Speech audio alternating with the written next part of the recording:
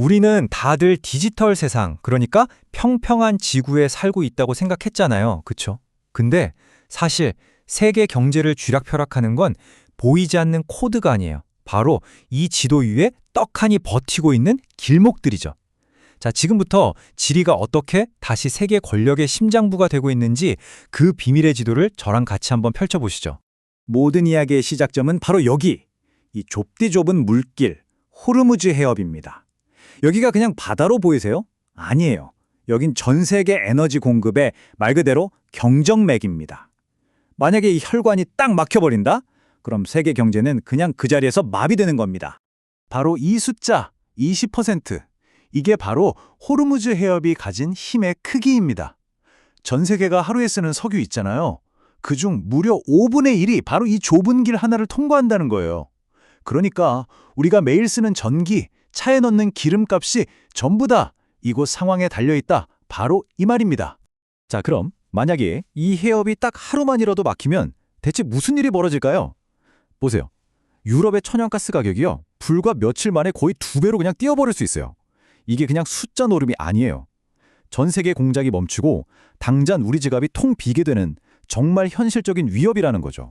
자, 그렇다면 정말 최악의 상황은 어떤 모습일까요? 한번 가상 시나리오를 통해서 그 충격이 어느 정도일지 좀 더 깊이 들어가 보죠.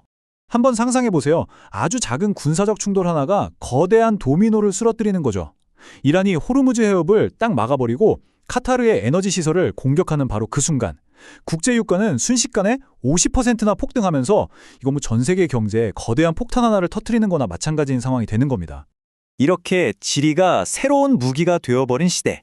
그렇다면 이제 권력의 무게추는 과연 어디로 이동하고 있을까요? 한때 우리는 아이디어나 자본 같은 이런 보이지 않는 힘, 그러니까 소프트 파워가 세상을 지배한다 이렇게 믿었잖아요. 근데 이제는요, 시소가 완전히 반대편으로 기울고 있어요.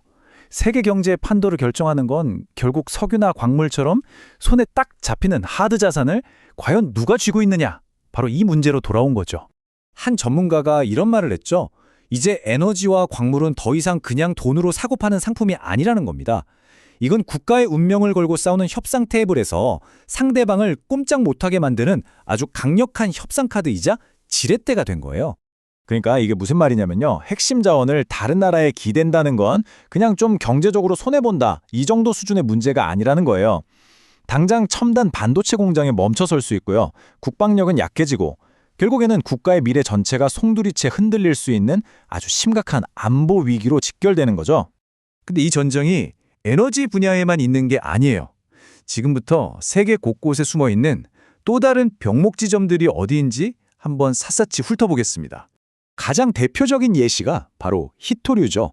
우리가 쓰는 스마트폰부터 최첨단 전투기까지 진짜 안 들어가는 데가 없는 첨단 산업의 비타민이잖아요.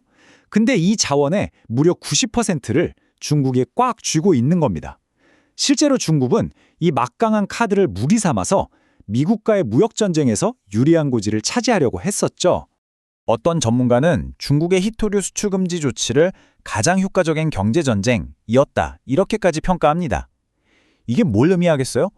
아무리 뛰어난 소프트웨어 기술을 갖고 있어도 그걸 담아낼 하드웨어를 만들 재료가 없으면 그냥 다 말짱 도루묵이라는 거, 그 냉정한 현실을 아주 적나라하게 보여준 사건이었죠. 그런데 호르무즈 해협은 정말 시작에 불과해요. 물라카 해협, 바브엘 만데부 해협, 이렇게 세계 무역의 숨통을 쥐고 있는 길목들이 생각보다 곳곳에 널려 있습니다. 특히 호르무즈 같은 경우는 다른 길로 돌아갈 방법조차 없어요. 그냥 막히면 그걸로 끝인 외통수라는 거죠. 공급망이 아예 끊겨버릴 수도 있다는 얘기입니다. 우리의 약점이 광물이나 에너지에만 있는 게 아니라는 게 더 큰 문제입니다. 생각해보세요. 머리 아플 때 먹는 진통제 원료, 전기차의 심장인 배터리, 심지어는 한물 같다고 생각하는 구형 반도체까지. 이 모든 것들의 공급망을 중국이 아주 단단히 틀어주고 있어요. 정말 사소해 보이는 것들이 순식간에 우리 일상과 안보를 위협하는 무기가 될 수 있는 그런 시대에 우리가 살고 있는 거죠. 자, 그렇다면 이 보이지 않는 전쟁 속에서 특히 미국은 어떻게 자기들만의 경제적 요새를 쌓아 올리고 있을까요? 미국의 전략 완전히 180도 바뀌고 있습니다. 예전에는 그냥 전 세계를 무대로 자유롭게 무역하는 게 최고다 이렇게 믿었거든요. 근데 지금은요, 마치 옛날에 성벽을 쌓았던 것처럼 자국의 생산시설과 공급망을 보호하는 이른바 경제적 요새를 만드는데 거의 사활을 걸고 있어요. 미국의 3단계 전략은 아주 명확합니다.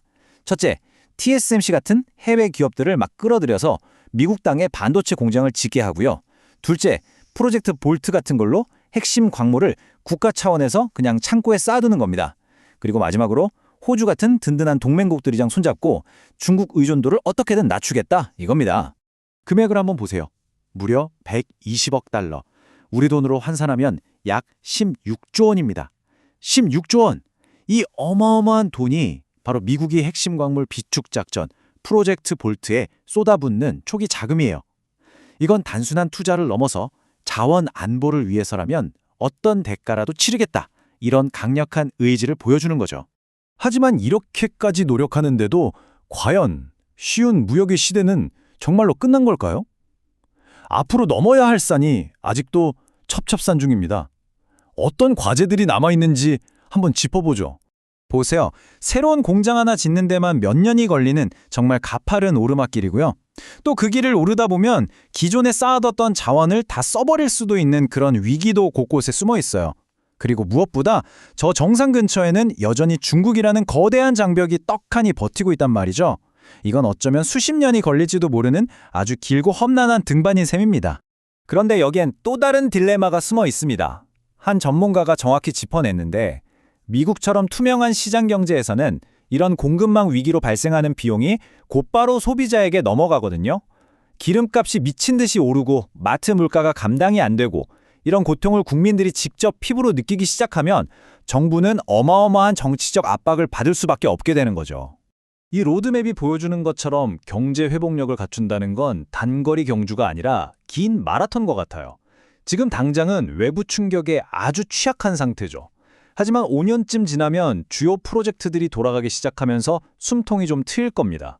그렇지만 진정한 의미의 경제 안보를 손에 넣기까지는 최소 10년 이상이 걸릴 수도 있는 정말 길고 불확실한 여정이 될 거라는 거죠. 결국 우리는 이런 질문을 던질 수밖에 없습니다.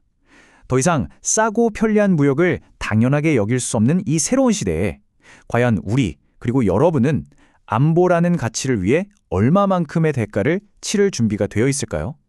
아마 이 질문에 대한 답이 앞으로의 세계 질서를 완전히 새롭게 그려나가게 될 겁니다.